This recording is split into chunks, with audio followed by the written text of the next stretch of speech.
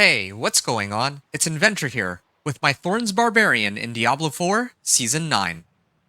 I just cleared Pit 55 to unlock Torment 4, so I wanted to share my build with you in case anyone was struggling to reach the endgame with the Thorns Barbarian. Note that I did my level 1 to Torment 4 run on the PTR, so there might be some minor differences between now and when the season goes live, but this video should give you a general guideline for this build. In this build guide, I'm going to cover my character, abilities, progression, and other relevant information. So first, I'll talk about my gear. Gear. On every legendary I have, I prioritize strength and max life. This is because strength boosts all of my damage, including both thorns and heraldic powers, while max life gives me more thorns through challenging shout. In fact, all of my legendaries are ancestrals with GA strength, except for my ring here, which has GA max life.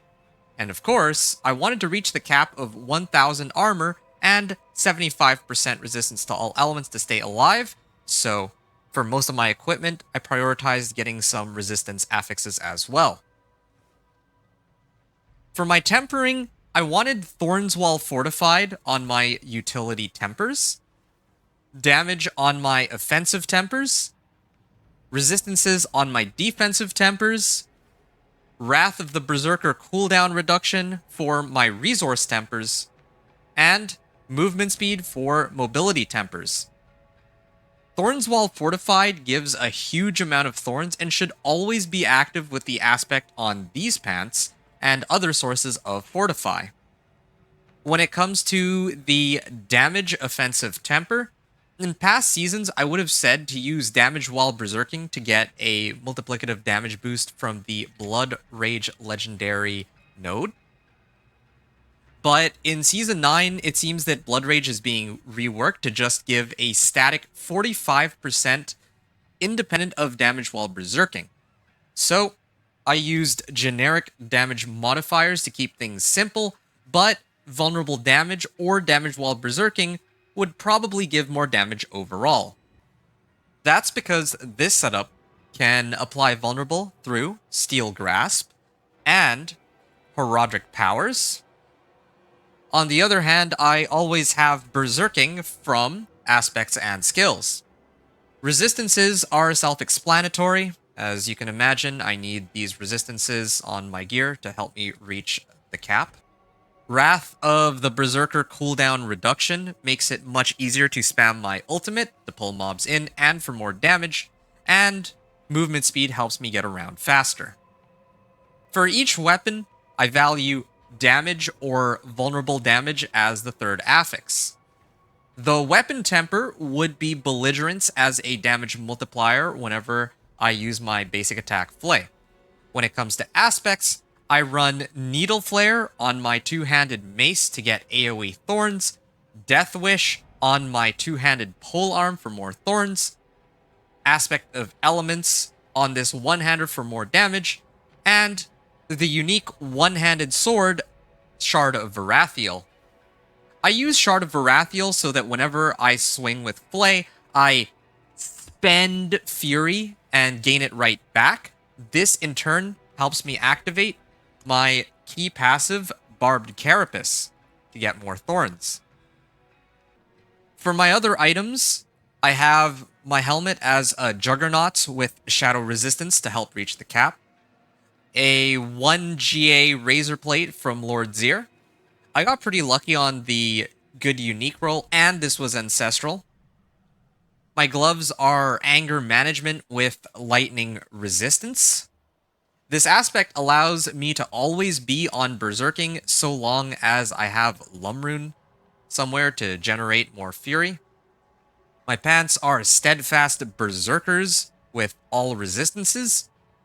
This allows me to generate more fortify whenever I hit something while I am berserk, which is pretty much all the time.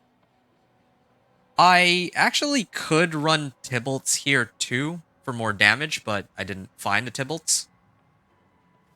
My boots, I have Hectic Aspect with Lightning Resistance. For hectic aspect, honestly, I couldn't think of any other aspect to put on my boots that I had available. And instead of lightning resistance, I could have also used Warcry or Brawling Skills to boost my damage, or I could even use some unique boots like Penitent Greaves instead. But I stuck with the one that I have here. My amulet is an inner calm with GA strength, max life, and lightning resistance. I rolled the wrong tempers on this, but even so, this is too good an amulet for me not to use it. I also had another amulet with GA max life instead that I could have used, but I think that GA strength here is more important and gives me more damage. My first ring is Vehement Brawler's Aspect to get more damage whenever I activate my ultimate, which is pretty much all the time. My third affix on this was Life per 5, and I meant to roll it off for more resistances, but there was a bug on the PTR that didn't let me do so. My second ring, on the other hand, is a Bold Chieftain's Aspect with Poison Resistance.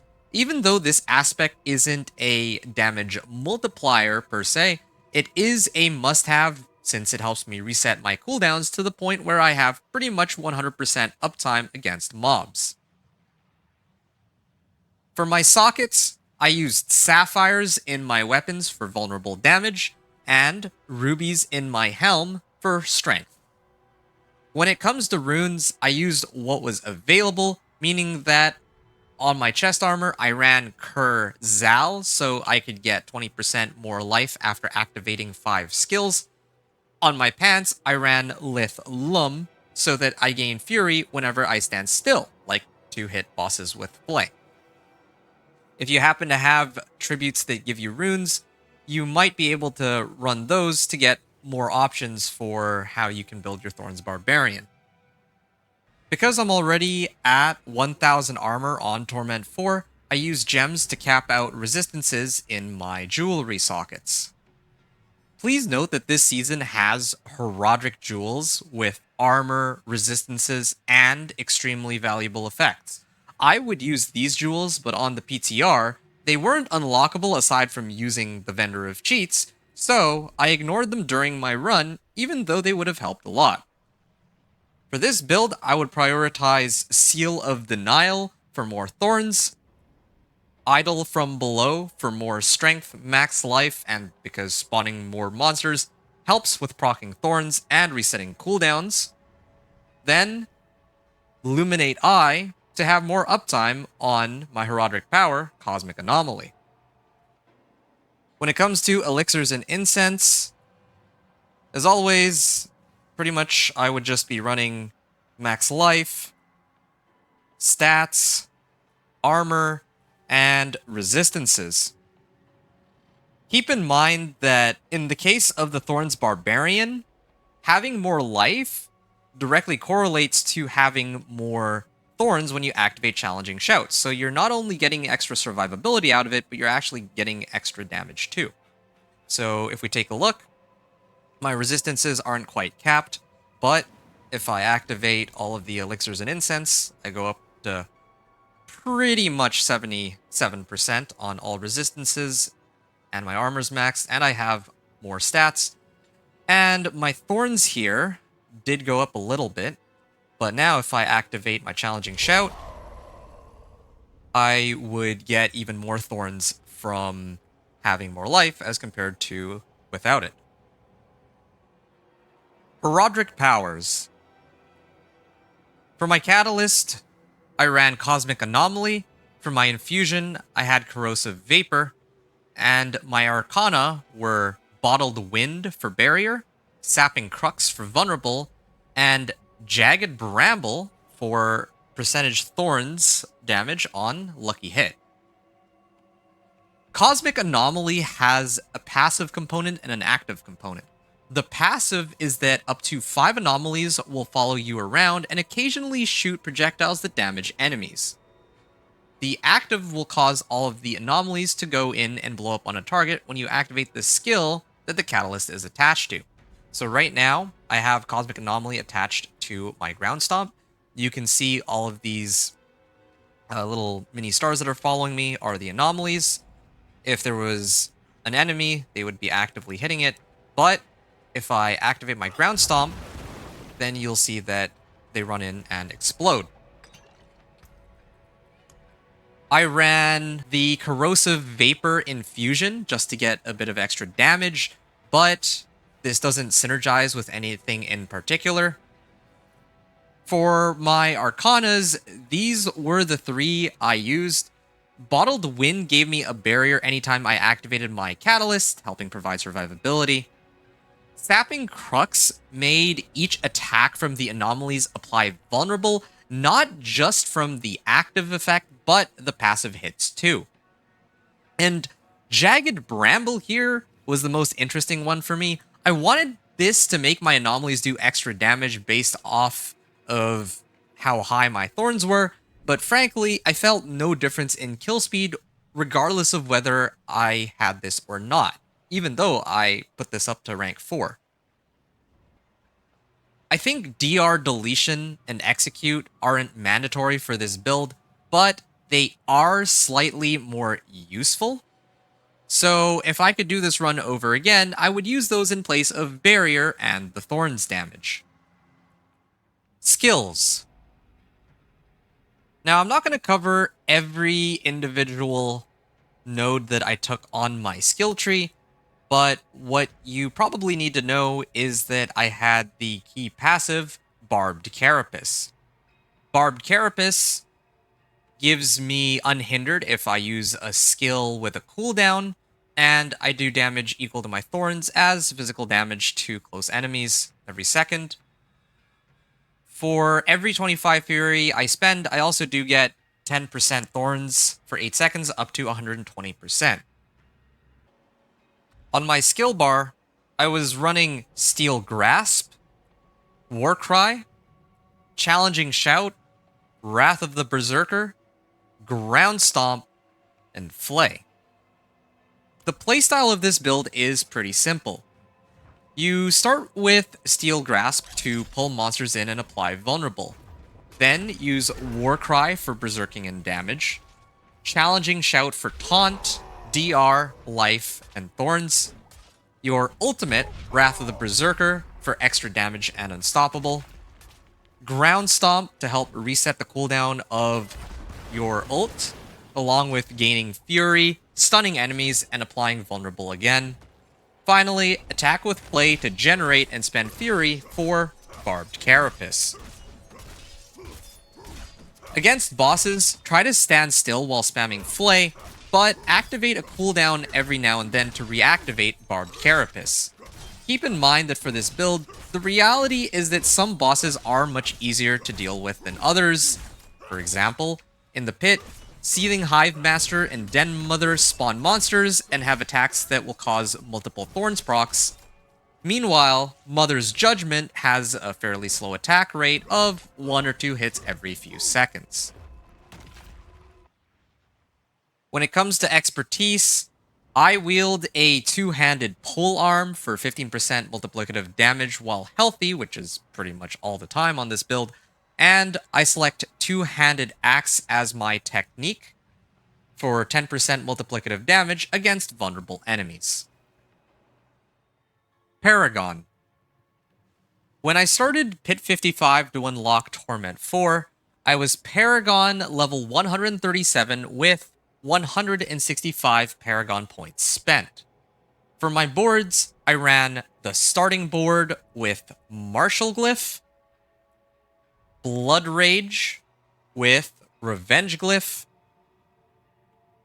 Weapons Master with Challenger Glyph, and Decimator with Executioner Glyph. The glyphs I was using were all rank 15 or above, with Executioner and Challenger sitting at rank 46. I prioritized leveling Executioner first, since its additive damage boost works with my Thorns and Herodic powers. I am indeed missing a board here. That's just because I simply didn't need a 5th board by the time I cleared Pit 55. But if I did use more Paragon points, I would have picked up Warbringer with Might Glyph. Warbringer generates Fortify and could either complement or replace Steadfast Berserker's aspect altogether, and Might's additional bonus grants an 8% multiplicative damage boost. The Warbringer board also has a lot of max life Paragon nodes. So as you can see here, Fire Resilience and Core Reserve would give max life, which helps us gain even more Thorns via Challenging Shout. Mercenaries. When leveling from 1 to 60, I ran Subo as my hired mercenary for his minimap reveal ability and Rahir as my reinforcement so I could gain rapport with him passively. But upon reaching Torment difficulties, I ran Rahir as my hired mercenary so that I could get 15% resistance to all elements and occasionally more damage. My reinforcement was Aldkin with Field of Languish so I could get damage reduction whenever I became injured. Progression. From level 1 to 60, my TLDR is to unlock aspects first, run Helltides to level 15, and then open Tortured Gifts second, run Whispers third, Strongholds fourth, then to pop any Forgotten Wisdom Nightmare Sigils last before turning in Renown rewards. Remember to go through the quests in the seasonal questline as they become available. It seems that this season, there's a lot of emphasis on Nightmare Dungeons giving useful rewards.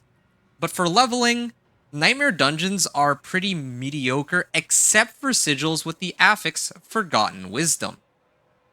Forgotten Wisdom Nightmare Dungeons feel pretty insane for XP because of the golden XP orbs that drop, and in fact, I was getting 3 to 4 levels for each one, even at level 48 and beyond. So with that said, before leveling, play on normal mode all the way from level 1 to 60, since it will speed up completion time of your activities. The leveling method I recommend is to start with unlocking the aspects you need, those being Death Wish and Needle Flare. Then, farm Cinders in Helltides until level 15.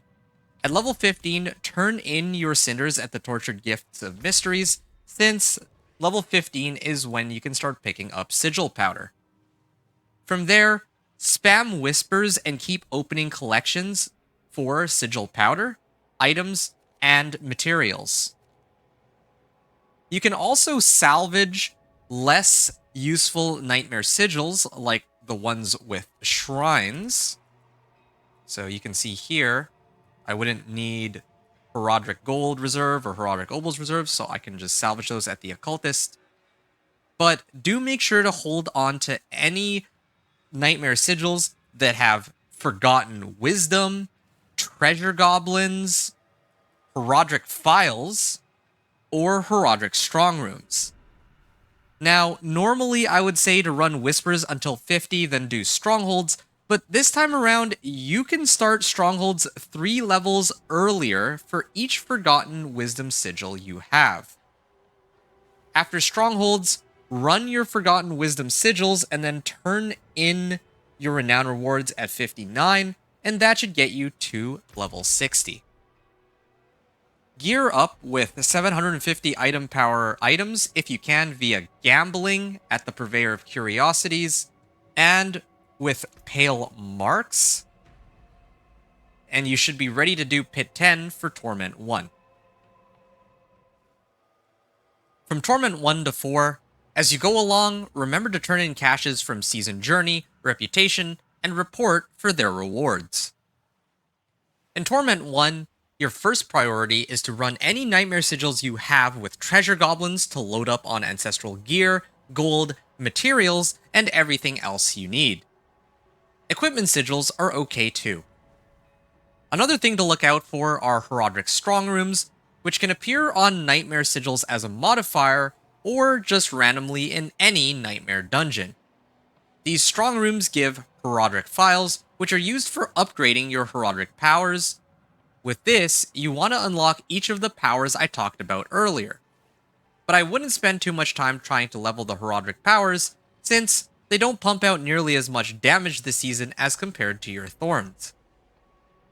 Then run Whispers to load up on any tempering recipes you need. In particular, you want the legendary Natural Finesse recipe and Thorns Body recipe for Thorns Well Fortified. Before running Whispers, make sure that you do the Infernal Horde's quest so you can get Infernal Horde compasses if you haven't already. When you finish with tempering recipes, your next goal is to get the unique chest armor Razor Plate. If you're lucky, you can gamble it with Obols, but otherwise you'll have to farm Lord Zir boss mats from Kurast Undercity Tributes, or run Helltides to get Exquisite Blood from Blood Maiden. With Ancestral Gear, Tempering Recipes, and Razor Plate, you'll be ready for Torment 2.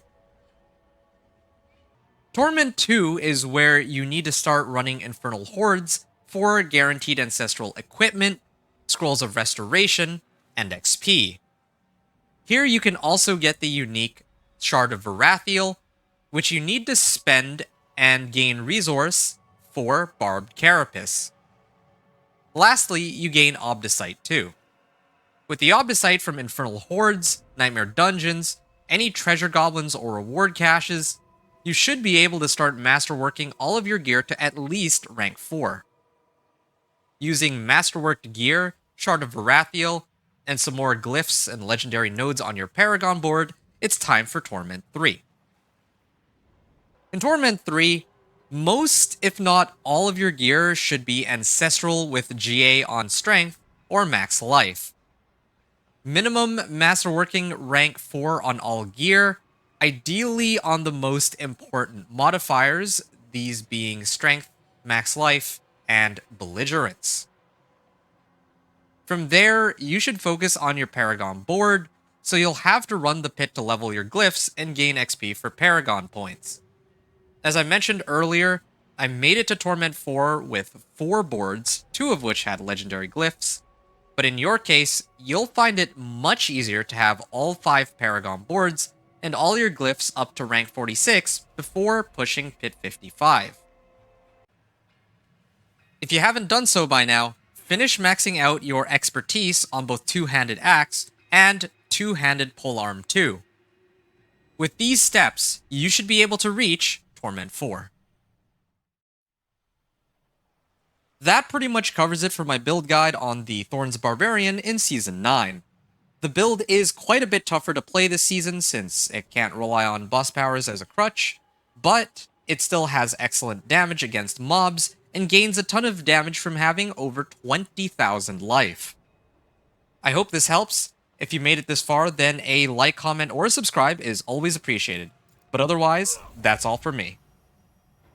Thanks everyone for watching, and venture out.